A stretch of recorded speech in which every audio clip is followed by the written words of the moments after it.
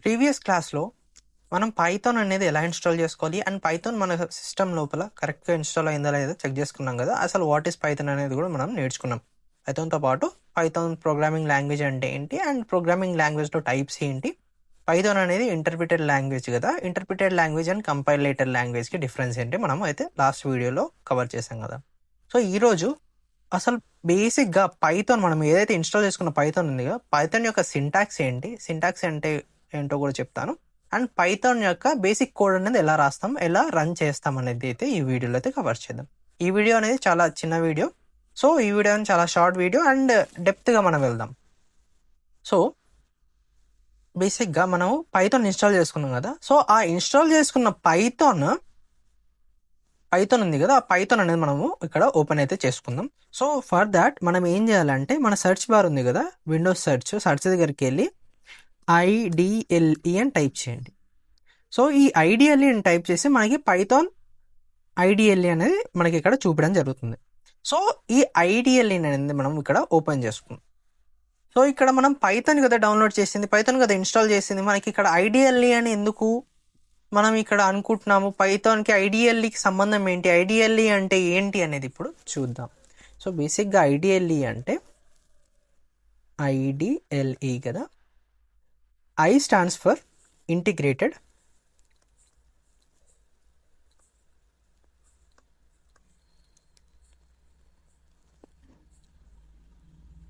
DL stands for development, E stands for environment.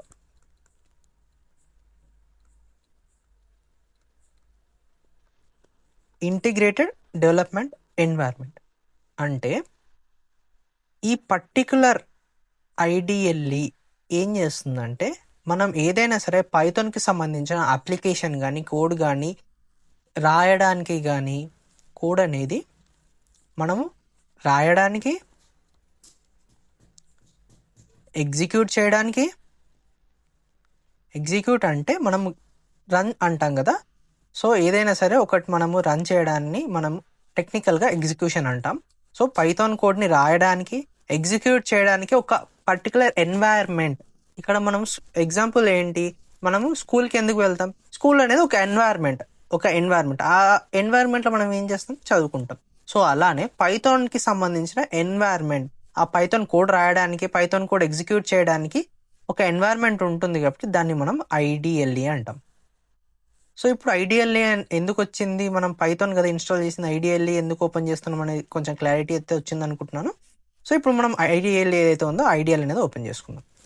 Open చేసుకున్న తర్వాత ఇప్పుడు మనం ఏదైనా సరే ఒక స్క్రిప్ట్, ఒక కోడ్ని రాసి మనకు అవుట్పుట్ కావాలి అంటే పైథాన్ లోపల మనం యూజ్ చేసే టర్మ్ ఏంటి అంటే, మనం రాసేది ఏంటి అంటే ప్రింట్. సో ఇక్కడ మనం ప్రింట్ అనేది రాస్తాం. సో ఈ ప్రింట్ ఏం చేస్తుందంటే, ఈ ప్రింట్ లోపల మనం ఏదైతే ఇన్ఫర్మేషన్ని పంపిస్తామో ఆ ఇన్ఫర్మేషన్ని మనకి అవుట్పుట్ లాగా చూపిస్తుంది. అంటే ఏదైతే మనం ఇన్ఫర్మేషన్ సిస్టమ్కి పంపిస్తామో ఆ సిస్టమ్ అనేది ఏం చేస్తుంది, ఆ సిస్టమ్ అనేది మనం పంపించిన ఇన్ఫర్మేషన్ అర్థం చేసుకొని ఏదైతే మనకు కావాల్సిన ఆన్సర్ ఉంటుందో ఆన్సర్ అనేది నాకు ఇది అర్థమైందని అక్కడ చూపడం అయితే జరుగుతుంది ఇన్ సింపుల్ టర్మ్స్. సో ఇక్కడ మనం ప్రింట్ అనేది తీసుకుందాం. సో ప్రింట్ ఏం చేద్దామంటే, బేసిక్గా మనం ఏదైనా నేర్చుకునే ముందు ఫస్ట్ అందరూ స్టార్ట్ చేసినట్టే మనం కూడా స్టార్ట్ చేద్దాం. PRINT ప్రింట్ అని రాసిన తర్వాత మనము ఈ 2 బ్రాకెట్స్ అనేది పెట్టాలి. ఈ 2 బ్రాకెట్స్ అనేది ఎందుకు పెడతామంటే, ఈ particular 2 opening and closing brackets ఎందుకు పెడతామంటే, ఈ పర్టికులర్ ప్లేస్ లోపలనే మనం పాస్ చేసే ఇన్ఫర్మేషన్ అనేది మన సిస్టమ్ అనేది అర్థం చేసుకోగలుగుతుంది. ఎందుకంటే ఈ ప్రింట్ అనేది మనకి సిస్టమ్ ఏం చేస్తుంది, ఓకే నేను ప్రింట్ లోపల ఏదైతే ఇన్ఫర్మేషన్ ఉందో దాన్ని నేను అర్థం చేసుకోవాలని మన సిస్టమ్కి తెలిసి ఉంటుంది. సో అందుకోసమే ఈ బ్రాకెట్స్ లోపల ఏదైతే ఇన్ఫర్మేషన్ ఉంటుందో అది మాత్రమే మన సిస్టమ్ అనేది ఫోకస్ చేస్తుంది. అందుకోసమే మనం ఏదైనా ప్రింట్ అనే దాంట్లో రాసే ముందు ఈ opening bracket and closing bracket అనేది పెట్టడం ఇంపార్టెంట్. సో ఇప్పుడు మనం ప్రింట్ అనేది రాసాం కదా, ప్రింట్ రాసిన తర్వాత Shift 9 అండ్ Shift 10 ఇప్పుడు మనకి opening brackets and closing brackets అనేది వచ్చింది కదా. సో ఇక్కడ మనకి ఏదైతే కావాలో అది మనం సిస్టమ్కి ఏదైతే పంపించాలనుకుంటున్నామో అదైతే పంపించాల్సి ఉంటుంది. సో ఏంటి, నేను హలో వరల్డ్ అని పెడుతున్నా. సో హలో వరల్డ్ అని పెట్టి ఇక్కడ నేను ఏం చేస్తున్నా, స్టార్టింగ్ లోపల ఎండింగ్ లోపల ఇక్కడ నేను ఏం చేస్తున్నా, ప్రింట్ అని రాసి open brackets and closed bracket, మధ్యలో నేను ఏం చేస్తున్నా, హలో వరల్డ్, డబ్ల్యూ అనేది ఆప్షనల్, హలో వరల్డ్. సో ఈ హలో వరల్డ్ అనేది నేను ఇక్కడ రాశాను, కాకపోతే స్టార్టింగ్ లోపల ఎండింగ్ లోపల ఈ కొటేషన్స్ అనేది పెట్టాను. సో కొటేషన్స్ ఎందుకు పెట్టానంటే, మనం పంపించే ఇన్ఫర్మేషన్ ఏదైతే ఉందో ఇది మనకి టెక్స్ట్ ఇన్ఫర్మేషన్ కదా, టెక్స్ట్ ఇన్ఫర్మేషన్ కాబట్టి ఏదైనా సరే మనం టెక్స్ట్ ఇన్ఫర్మేషన్ ప్రింట్కి పంపించినప్పుడు మనం ఈ కొటేషన్స్ అనేది రాయాల్సి ఉంటుంది. సో ఈ కొటేషన్స్ అనేది మనము సింగిల్ కొటేషన్ అన్న పెట్టచ్చు, లేదా డబల్ కొటేషన్స్ అన్న పెట్టచ్చు, స్టార్టింగ్లో అండ్ ఎండింగ్లో పెట్టి మనం కావాల్సిన ఏదైతే టెక్స్ట్ ఇన్ఫర్మేషన్ ఉంటుందో ఆ ఇన్ఫర్మేషన్ అనేది పాస్ చేసి మనం ఎప్పుడైతే ఈ ఐడిఎల్ఏలో రాసిన తర్వాత ఎంటర్ కొడతామో మనకి సిస్టమ్కి ఏమైంది, నాకు హలో వరల్డ్ ఇన్ఫర్మేషన్ వచ్చింది, నాకు ఇది అర్థమైంది అని మనకి చెప్పడం అయితే జరుగుతుంది. సో ఇలా మనం పైథాన్లో కోడ్ అనేది రాయొచ్చు ఐడిఎల్ఏ ఓపెన్ చేసుకొని. ఐ హోప్ మీకు పైథాన్ అనేది ఎలా ఓపెన్ చేసుకోవాలి అండ్ పైథాన్ లోపల బేసిక్ కోడ్ ఎలా రన్ చేయాలో అర్థమైంది అనుకుంటున్నాను. సో ఇప్పుడు మనం బేసిక్గా సింటాక్స్ అంటే ఏంటో నేర్చుకుందాం. సో సింటాక్స్ అంటే ఏంటి, సింటాక్స్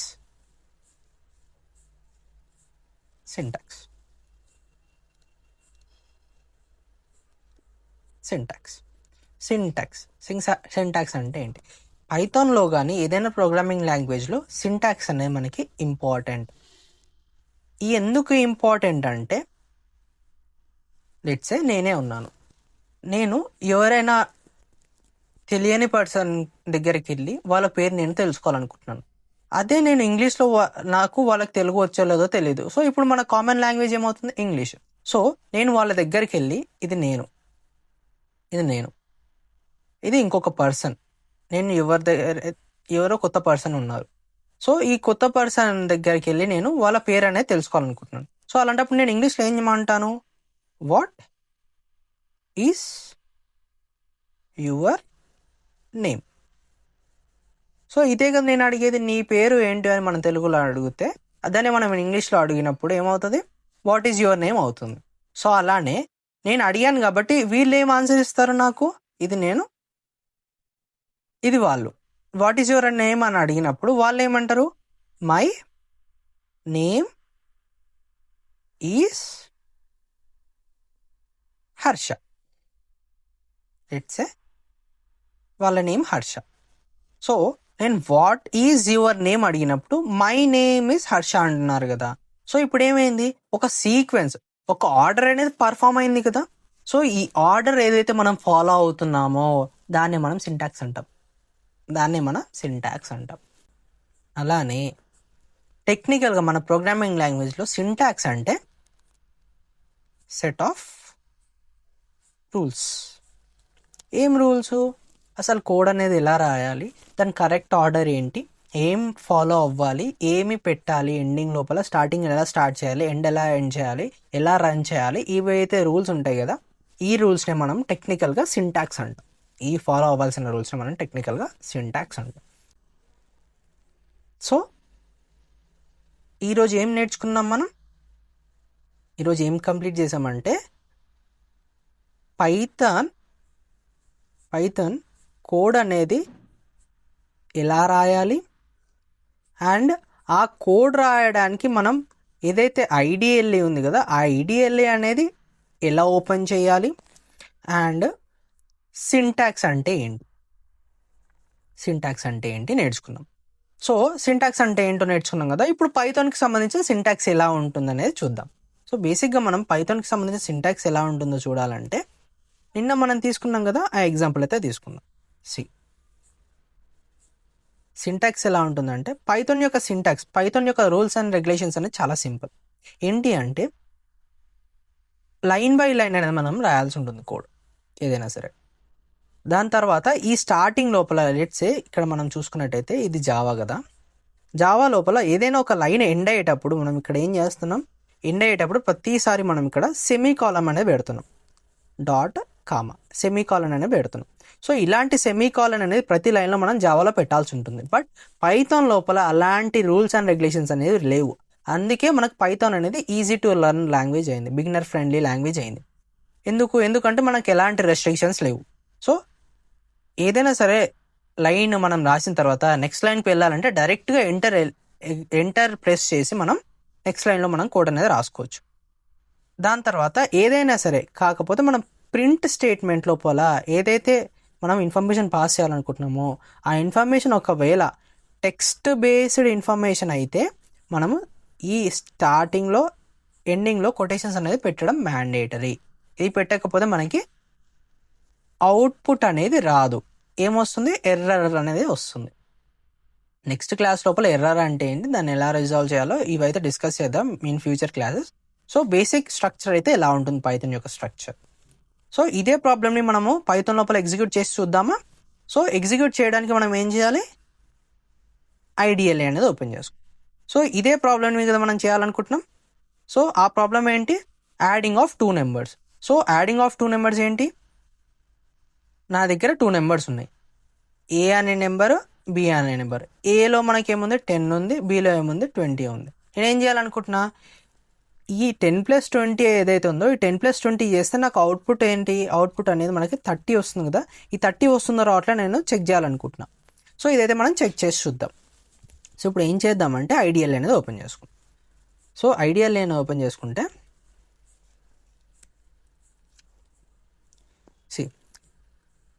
ఇది మీరు కోడ్ అనేది ఫోకస్ చేయకండి. బేసిక్గా మీకు కోడ్ అనేది ఎలా రాస్తున్నామో చూడండి. కోడ్లో ఏం రాస్తున్నామో మనకు అవసరం లేదు, కోడ్ అనేది ఎలా రాస్తున్నామో చూడండి.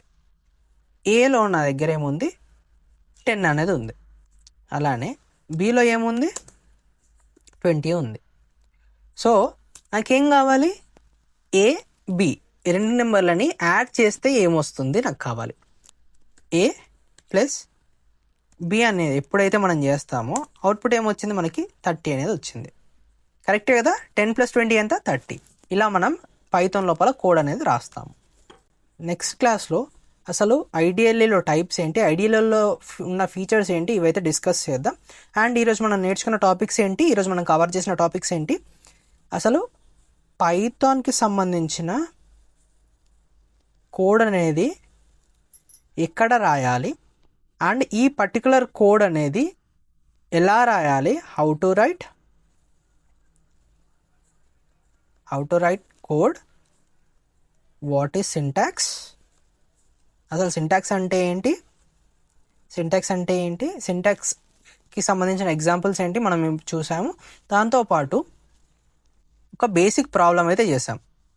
బేసిక్ ప్రాబ్లం ఏంటి, అసలు పైథాన్ లోపల ప్రింట్ అనేది ఎలా రాయాలి, ప్రింట్ లోపల మనం ఎలా ఇన్ఫర్మేషన్ అనేది పాస్ చేయాలి అనేది అయితే ఈరోజు కవర్ చేసాం కదా. సో ఇప్పుడు మీకు ఏమైందంటే పైథాన్ లోపల బేసిక్ కోడ్ అనేది ఎలా రాయాలి అండ్ ఎక్కడ రాయాలి అనేది మనకి అర్థమైంది, అండ్ ఎలా అవుట్పుట్ అనేది వస్తుందో కూడా మనకి ఇక్కడ అర్థం అవ్వడం అయితే జరిగింది కదా. సో నెక్స్ట్ ఫర్దర్ క్లాసెస్ లోపల ఐడిఎల్ఏలో టైప్స్ మిగతా గురించి అయితే డిస్కస్ చేద్దాం. ఫర్దర్గా మనం ఇంకా కొంచెం నెక్స్ట్ స్టెప్కి అయితే వెళ్దాము.